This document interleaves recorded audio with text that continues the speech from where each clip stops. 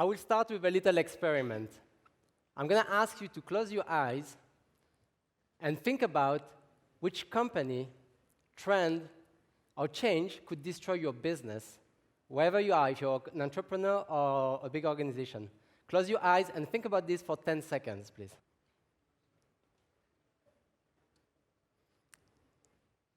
Don't get distracted by the video. Okay, this is it. I asked this same question in January 14 in a large event, a large innovation event in Silicon Valley. And I was really surprised by the answer. Since then, I asked the same question across the globe in multiple conferences. The real answer is we have no clue. Most of us are not sure what is going to disrupt us. The reality is we are thinking about the past more than the future. So what I would like to do today is share with you 3 things that we've learned in our journey in the last 12 years working on innovation projects across the globe as to what we need to do differently to rethink the way we are innovating. We've been working with Fortune 500s across the globe to define that, and that's what I would like to share with you.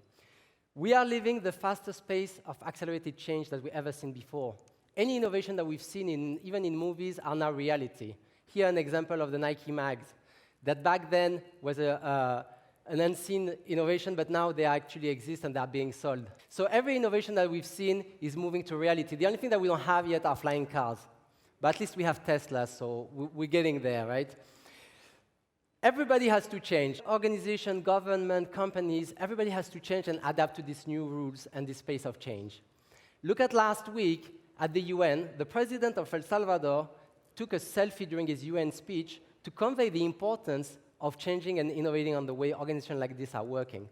Look at the Vatican that has created an accelerator program in order to fight climate change and innovate and reinvent itself. So we are seeing this everywhere. 97% of world-leading company CEOs says that innovation is a top priority. 97%. It's huge. However, there is 94% of the same CEOs that are not satisfied with their innovation program. So something is broken. And one of the main challenges is that we think about the past in order to build the future. And when you look at certain quotes, historical quotes, for example, this one from the Palm CEO, for the millennials and the ones that don't know Palm, he was the father or the godfather of the iPhone before. He said that PC guys from Apple will not be able to create a phone at that time. Think about the past. If you see this one also from Steve Ballmer, who was the CEO of Microsoft at that time, he said that customers will not like it because it didn't have a keyboard. Who wants a keyboard? If you think about the future, who wants a keyboard? Who wants even a device? So we look at the past and we try to build the future. That's a major problem. And there are many companies that have not done that have not adapted to their business to their customers and to these changes. And we can name a few: Kodak, Blockbusters, to name just a few organizations, or Nokia, that have not adapted to this change of technology. So why are so many companies failing to adjust to their customers? That's really an important question that we have to address. I don't think that the companies are actually not seeing this changing, but they dismiss them. Major innovation go through 3 steps. The first one, idea seems ridiculous, and we just had a presentation from the Shazam founder that went through the same process. 2, they look dangerous. And 3, they look obvious. What if I would have told you that I've rented my clothes to come today? Anyone here is renting their clothes? Can you raise your hand? Okay, we have 2, 3, 4. This company, Rent the Runway, is a subscription model for you to rent your clothes. You pay basically between $80 and $100, and you can rent clothes, and you don't have to buy them. You just return them. They have 11 million members in the US. 11 million. That will be 1/4 of the population of Spain. And they're growing so fast, and they're so successful, that even traditional brands are now looking at copying their model, and now they are becoming a threat to the legacy companies that are dominating the space of fashion and apparel. This is another example. Back in 2006, I lived in China. I lived there for a couple of years. And one of my friends told me that there was a startup that was starting a made-to-measure suit online business. and that they needed foreigners to actually take pictures with their suits. So we would go, we would do a photo shoot, and we would get the suit in exchange. I was starting to work. I said, why not? I go there. I met the co-founder at that time, and he became a friend, Heikal. And when he told me about the idea, I was like, who's going to buy a suit online?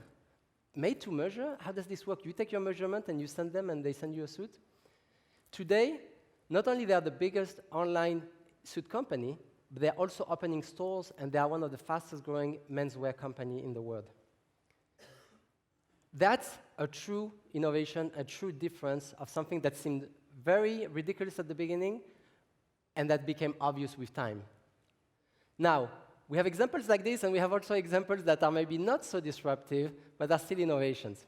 So how do we differentiate true innovations that are game changer in your industry with small, minor innovations? I didn't make this up, but the guy in charge of innovation at Pampers, he convinced his leadership that having a smart diaper was a great idea to detect the pee of your kids. I have a daughter, she's 2 years old, she still uses diapers. I'm still trying to figure out where I apply this technology and this type of product. But maybe I might change my mind also in a couple of years. So these are the three things that we have to think about when we think about innovation.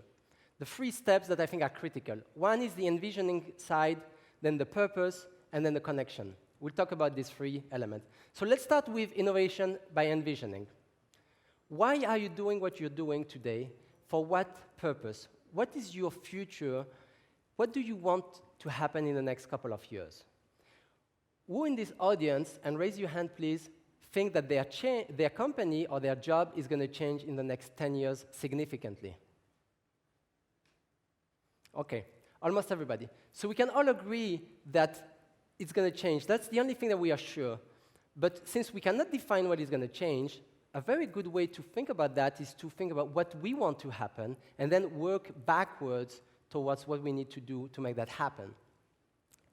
In 2010, the CEO of a large company had a vision for his company that he wanted it to be a sustainable company and that would make a positive impact and carbon-free by 2050. Didn't know how he was going to do it, but he set the vision. That CEO was the CEO of DHL. He wanted to be a carbon-free organization by 2050. When the idea came into the organization, through different brainstorming sessions, we said, well, we can do actually a significant impact on the last-mile delivery vehicles, the vans that are doing the deliveries to the consumers. So back 2010 to 2011, we started to look at electrification of the fleet. Now it's an obvious thing, but back then, it was not that obvious. So very easy, you go, you find a car manufacturer, produce the vehicle, you purchase vehicles, and here you go. But it didn't work that way. Why? Because car manufacturers were not interested at that time to have electric delivery vans. It was such a niche market that it was not of interest. It was not a big scale. So we looked at option A, option B, which car manufacturer we could work with, and at the end we took option X. And what is option X? Option X is we found a startup that was building a prototype of a small delivery van. We partnered with them, and then we acquired them, and then we started to build our own vehicle. This is the vehicle. We have today 10,000 of these vehicles, and they are owned and produced by DHL. We are a car manufacturing company as well. What we learned through that process is if you cannot find it, you're going to eventually build it. And if you have a strong vision, you can actually go backwards and work towards the innovation that needs to happen to do that. We just made an agreement now with Chery, a large car manufacturing company in China, to actually build 100,000 by 2021. So you can make a significant impact and really change the world. And now we are seeing also cities adopting to these methodologies and this pace of change around sustainability. It's a big topic today, but back then it was maybe not so obvious. So with a strong vision, you can work backwards and make change happen. The second element is purpose. Why are we innovating? Why are you innovating in your company? Why entrepreneurs are trying to change the world? What's the reason? We just did a survey. We interviewed 900 executives. And out of the 900 executives, 74% as to the reason as to why they were innovating was to retain and satisfy existing customers. That doesn't sound like very visionary. It's more like fear-driven innovation. So how do we get away from that? One of the best examples is probably Tesla. Their CEO, Elon Musk, is one of the most innovative person, but also is one of the person that has one of the most impactful company in the world. So his view around sustainability and what needs to happen in the world is so powerful that he can bring a lot of people behind him and the best people in the world. I was at the Tesla Gigafactory a couple of months ago in the US, and when you go into the reception, this is what you see. Accelerating the world transition to sustainable energy. This is a battery factory for cars. They're not talking about batteries, they're not talking about cars, they're talking about changing the world. So if you're an employee there, you know what you're doing and why you're working there. And this is allow you also to attract the best talent in the world, obviously. Now that's the best spot in the world to work. And they run this vision also through their multiple companies. And this is not only for top innovators and big CEOs. In 1969, the president of the US at the time, Kennedy, went to the NASA site, and he asked one of the janitors what he was doing at NASA. And the guy told him, I'm helping to put a man in the moon.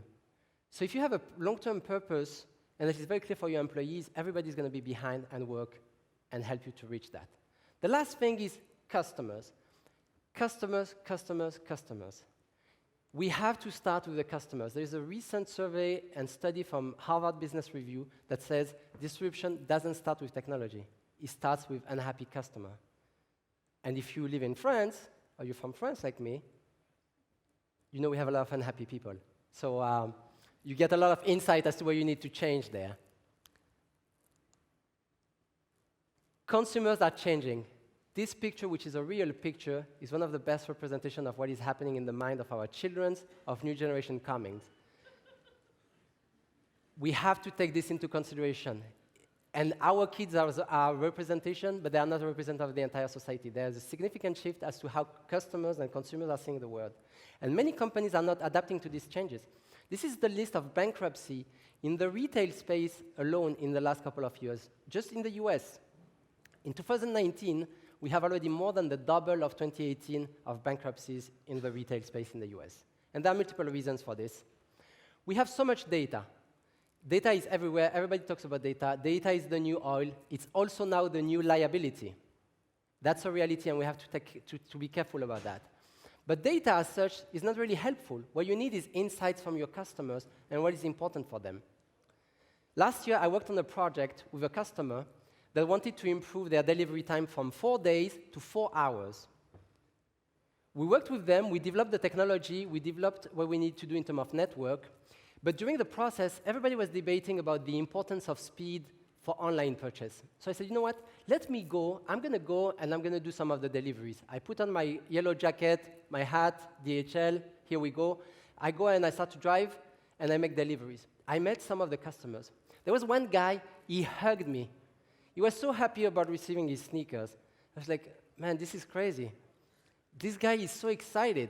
He was so happy. So I started to speak to them and connect and try to understand. I don't know if he would have been so happy if I would have delivered a box of smart diapers, but for the sneakers, he was extremely happy about that. But that connection, that real connection with customers is extremely important. From a key takeaway, and what I think is the most important is adapting. Connecting with the consumer on a holistic manner. Think long-term, and also think about you as the starting point of innovation. Let's talk about them quickly. Adapting. I met one of the founders of Netflix last year in a conference, and we had a fantastic conversation. What I didn't realize is that when Netflix started, any customers of Netflix here? Raise your hand. Okay, huge in Spain also. Well, Netflix, thanks to Netflix, now we have great series like Casa de Papel, Elite, fantastic. I love it. But Netflix started as a company that was selling and sending you DVDs in 1999. They started streaming didn't exist. They started streaming in 2007. And what really took off for Netflix was the creation of content. And they started to create content in 2013. What if they would not have adapted their business? What if they would have just stayed selling DVDs and sending you DVDs? They would be probably dead. They would be also like blockbusters. I already talked about blockbusters, but they would be in that case. Consumer innovation journey. In February, Daimler and BMW announced a strategic partnership around mobility. We have to move from brand and product innovation to consumer-centric innovation. These are some of the most competitive companies, but they are doing an alliance because they know they need to work together to reach what are the expectations of the end consumer. And we're going to see more and more of this competition aspect because it's critical now to focus on the customer. Think long term. One of the best companies for this is Amazon. Whenever there is a great result on the quarter for Amazon, Jeff Bezos always says, we built this quarter 3 years ago. It's not the quarter, it's not about this now. It's about next 3 years, next 7 years. And that's very important. We have to keep that in mind. And the last point around the innovation starts with you. We have to keep in mind that technology is good, but it's just an enabler. The people that make the differences are us. So it's very important to have diverse teams that represent your team. Have as many women as you can, because they bring an entire different perspective on many elements and a great balance to many of the aspects when we work on projects. We need diversity in this group that reflects our customer base. We need people that can come with that option X.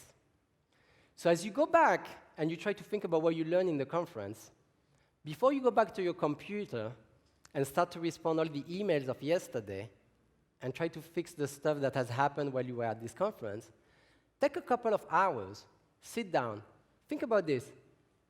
Where do you want to be in 10 years, in 5 years, professionally, in your job, in your family? Why you want to be there? Why it's going to be important for the customers that you are servicing, your family, the people you interact with. Think about how you're going to connect with them, and then go and build the future that you think is going to be worth living. Thank you.